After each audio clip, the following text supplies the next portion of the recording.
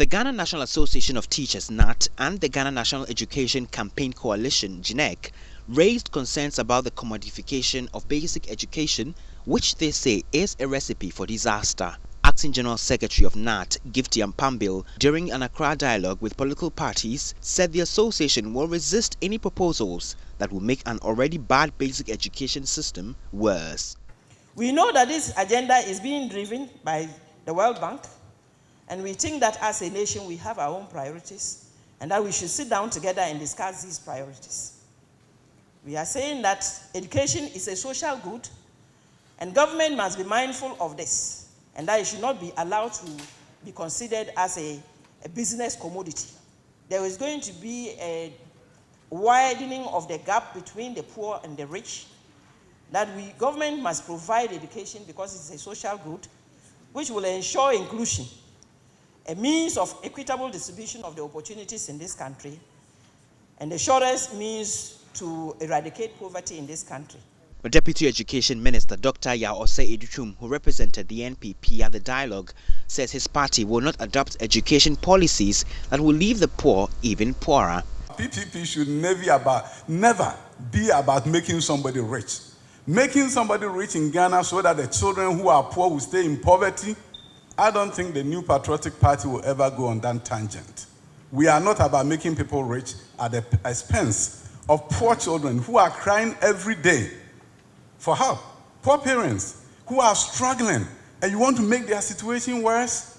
I don't think, and I can speak for my other colleagues from other political parties, I don't think any political party will want to bridge the gap between the rich and the poor by introducing a kind of education system that gives advantage to the already advantaged rich. For the PNC's Bernard Mona, Ghana must have the will to resist any attempts by foreign aid groups to voice proposals for public-private participation in the sector. We in the PNC don't think that private-public partnership is an answer to the problems in education. We think that we have had sufficient wrong prescription from the Bretton Woods institutions, and we should not take any other lessons from them. Let us practice from our own initiatives. And I'm sure that when we also decide that we can bring out our own story, maybe also title it Ghana's version of A Nation at Risk, we will sit down at a round table to find common solutions to the problems that come from. Ranking member on Parliament's Education Committee, Peter Nochu, says the NDC has not hatched any idea to privatize public education. Instead, he's been reiterating the party's long-held position of empowering faith-based organizations to partner government in delivering quality education. NDC will not privatize the public education system in this country, and what we will encourage, and we have encouraged, is to support the FBOs to help government deliver on quality education.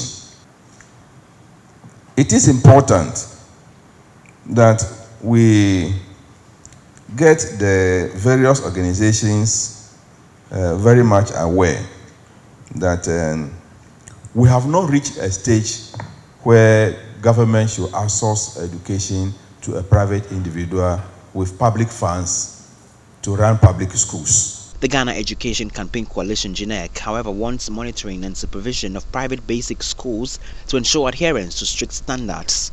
The coalition also wants government to consider establishing public basic schools in slum and densely populated areas so the poorest of the poor in such areas can also have access to education without being exploited by private entities.